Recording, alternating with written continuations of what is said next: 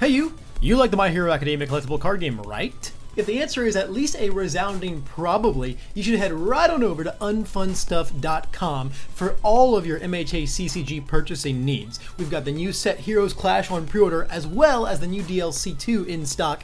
And if you want to use coupon code Wealthy Aspirations, you can get 5% off your entire freaking order and also support old Levi a little bit along the way. The link for all this is going to be right down in the description below, so get on over there and go get yourself some amazing product from some amazing people. Back to the video. Hope you guys got your sports festival stadiums, because that one's a doozy. Welcome, my friends, to another Alliteration Gaming video. As always, man, I am Levi, and I've got kind of like a sequel to the What Will Win Vegas video. This is gonna be the advent of the new meta that I expect to see in Orlando video. Yes, it's true, it is almost that time again. We are upon the week of a brand new regional license exam. This time we're gonna be in Orlando, Florida, and some pretty interesting stuff has occurred since we last updated you guys on the meta. This originally wasn't a video that I thought I needed to do, but playtesting the last couple of weeks has made me really privy to a lot of new things, and I think there's things we didn't talk about in the last video that kind of came out of nowhere that I feel like really need to be talked about. So that's kind of what we're gonna get into, like basically the mix of that. If you've seen the previous one, you kind of already know what to expect, so this is not going to be as much of the state of the current meta. It's going to be like a little bit of that, but I'm mostly going to be talking about what is new from Vegas to Orlando. There's some pretty interesting stuff in there to talk about. Just like the last video, I've got a couple, actually more than a couple, quite a few actually categories that I want to go over with you guys today. So let's get right into it. The first category I want to talk about is the familiar faces. While we do have a lot of new things to talk about, I think there is still a lot of oldies that still have just as much chance of taking the regional down. You know, we've seen All Might 3 and Eraserhead, very prominent, powerful characters since the game came out that just kind of never really saw their stage to shine on, and are now starting to see a lot more competition in set 2. So I think they're definitely ones you have to be on the radar for. They're certainly looking to move into that kind of like that coveted top dog spot. I think they've always been that good, but recent results have shown that people are finally starting to respect them a little more and actually start bringing them to these events. And of course, you know, represented just kind of like, you know, the very solidified, powerful meta top dogs with Tsuyu Asui and Fumikage Tokoyami. Obviously, these characters are both really powerful still. Nothing has changed since then. I don't think that's going to change for quite some time. And you're just as likely to see these characters as you are any others. Not a lot has changed with them. It's just kind of like, this is the obligatory, hey, the old really good characters are still really good characters segment. Moving on, in kind of a similar fashion, we have the dominance of life. Now, life is something we've been talking about pretty much since set 2 reveals really got into the thick of things, and the symbol and dex opponent have been performing ever since. You know, the attack packages, the foundations, life as a symbol, it just really has everything going for it right now. It has everything you need in a good deck. It has the best flow cards, it has the best finishers, it has the best opener attacks, it has card draw, it has damage negation. You know, it's got all the outs to throws that it needs. You know, it's got healing, it's got everything in its foundations, and it just has some of those powerful characters around. I have Toga and Ochako here. Asui is just as powerful on life. Mei is just as powerful on life. There's so many good life characters. These are just kind of the two that I think have been performing the most with the symbol, but I think you're still going to see so much life, especially as people still are clinging to stuff like their throw decks and Moneta 2 and stuff like that. We're not seeing the symbol or these decks under it go anywhere, and I think we're still going to see just as much life as we've had in the last couple events in Orlando. Starting to get to the semi-new stuff, we're kind of going very in chronological order here, because this is like kind of new news, but at this point it's kind of old news. And I'm talking about Mr. Fourth Kind right here. Fourth Kind kind of came out of nowhere in Vegas, didn't perform as well as we'd expected, but still had a very powerful showing, and then just absolutely dominated the Origins Provisionals, the Origins Regionals, and just everything in between. He's been showing some really crazy daisy results. The character just does a lot. He gets to cheat the rules of deck building and the rules of stage building as a 5-hander. He gets to play a bajillion attacks. He gets to play them all for free. He gets to, you know, tell you aren't allowed to build more than 5 foundations unless you can go like right to 9 or 10, and that's really hard for a lot of characters to do. He's just a very oppressive and domineering character to go up against, and I think he's one of the strongest forces in the meta right now that if you're not really ready for, you will just get dumpstered by him. And even if you are ready for him, sometimes there's not a lot you can do. He kind kind of just gets to rule over you with his just powerful presence. Fourth kind, I think you need to continue to be on the lookout for. This guy isn't going anywhere anytime soon unless they do something about him, and I think you're going to see just as much, if not more, fourth kind in Orlando as we did Vegas and then into Origins.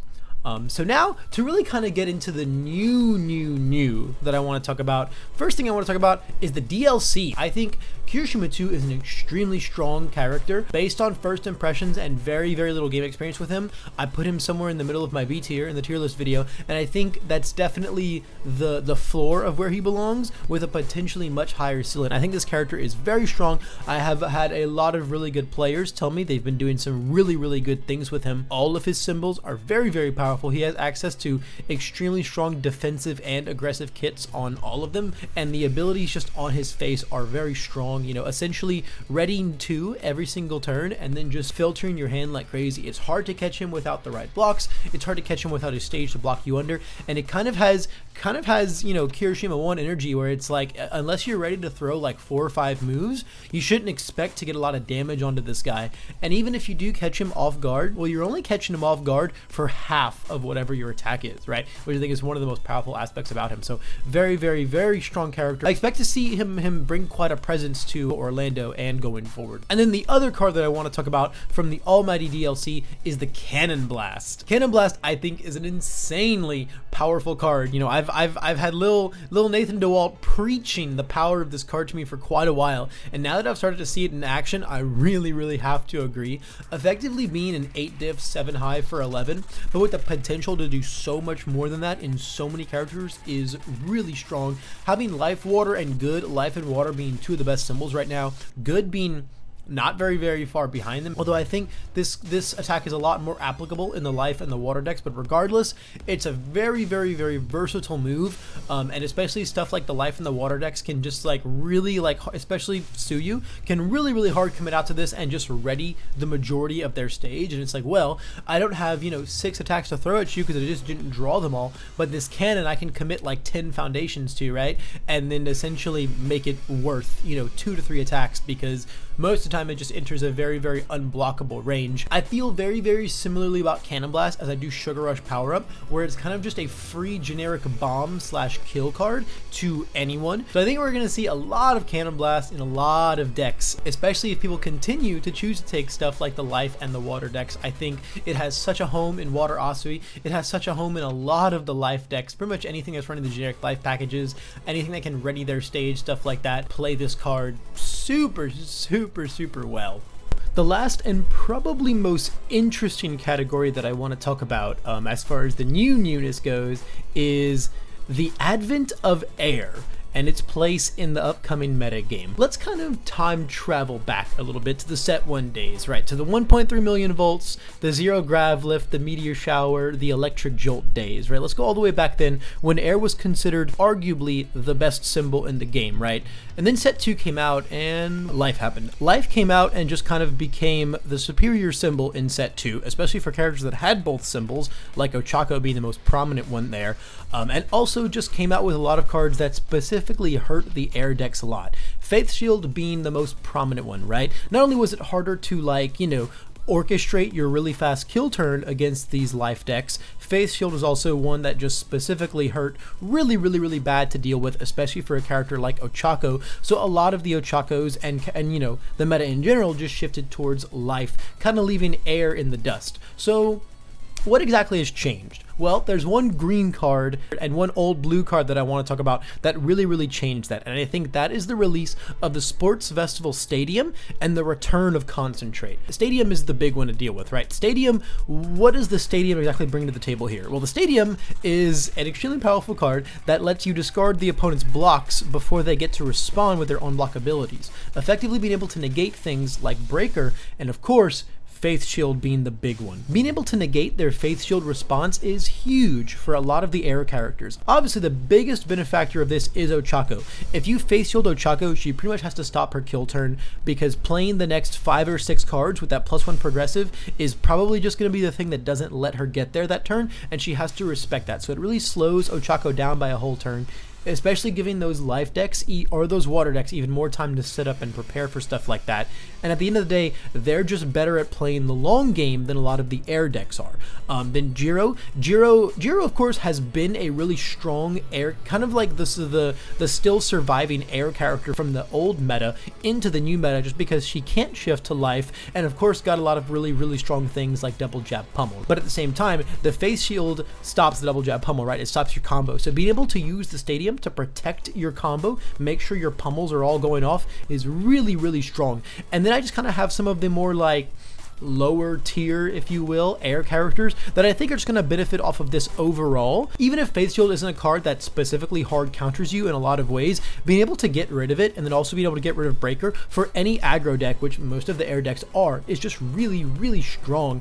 And that lose 1 health on every blocked attack really stacks up, especially with stuff like Grab Lift now deals 4 effectively, and Jolt Seal are always going to deal 2. So a lot of really powerful interactions there. And I think that we're going to see the inclusion of Unwavering Slash at a lot of copies in these air decks to constantly be able to fish out the stadium and make sure you always have it there to stop those Faith Shield and Breaker responses. It's even really powerful too, right? Because you can like commit your stadium, negate, discard the block and draw, play an Unwavering, build in a new ready stadium, proc your small and limber, right? Like there's a lot of really good stuff still going on within that. So they're not really going to get super cloggy either. So I think we're going to see this resurgence of a lot of these air decks playing a lot of copies of Sports Festival Stadium and a lot of copies of an Unwavering Slash to make sure they can always fish out that stadium and to just open up a lot of plays, right? They also have access to the other assets like Earphone Jack, Ultra Compressed Weights, which are also really strong cards in this current metagame. Because at the end of the day, there's only been one weekend, right? Origins provisionals to get these new provisional promos in.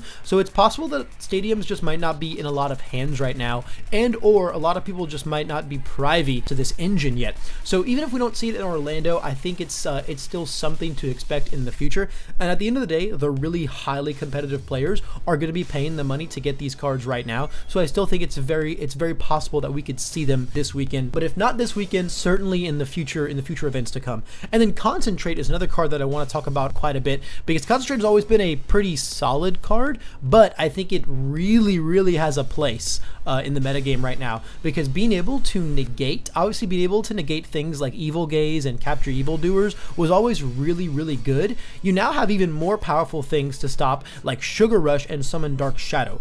All 4 of those action cards that we just listed are everywhere, 3 of them being prominent in Tokoyami, who is easily one of the best decks right now. And then if we see the resurgence of All Might 3, Capture Evildoers, right? And if we see the resurgence of Eraser, being able to negate erases as well. I think there is an insanely large number of action cards in the metagame right now that are super powerful, that canceling them just like can straight up end turns and straight up win games just like that. All of those we just listed are really powerful cards to be able to stop, especially being able to stop Evildoers against an air deck. Taking your momentum is so crippling, so being able to protect your momentum like that's I think the key thing here, right? Is Sports Festival Stadium and Concentrate lets these air decks protect what makes them so strong, as well as just being really good counter pieces to the life decks, to Tokoyami, to All Might, to Eraser, to all of these really strong forces in the metagame right now. Even Fourth Kind is playing Blood Curdle. You can cancel that as well. Like, there's just so many applications. Concentrate has just been slowly gaining more and more applications, especially with the meta we're in right now. And I think that, like, that combined with gaining the stadium just puts air decks in a position to really come back quite strong right now. So guys, that is kind of just my 2 cents on all of the new things that we're going to see in Orlando. Once again, this is meant to be more of a sequel video to the what do we expect to see in Vegas video. So it's less going over what's good right now and more of just a very brief overview of what we already know is good, and it's more so looking to heavily analyze what the new releases like DLC 2 and the provisional promos have brought into the meta and how those are going to affect things this coming weekend and for the events to come as we progress forth in the meta game. These are all just my opinions. These are just my thoughts and speculations based on playtesting I've had and just looking at things at face value. But either way, I really hope you enjoyed the video, and if you did enjoy it, please leave me a like, drop a comment with some feedback if you've got some, and if you really enjoyed what you saw here, go ahead and subscribe, because there's going to be a lot more cool stuff in the coming days. I've got some sick Orlando coverage planned both during the event and after the event, and I've got a lot of other really cool things in mind as we progress more into this new format and see where it takes us. But that's all the time I've got for now. Thank you guys again so much for watching. This has been Levi with Alliteration Gaming, and I'll see y'all in the next video. Bye bye.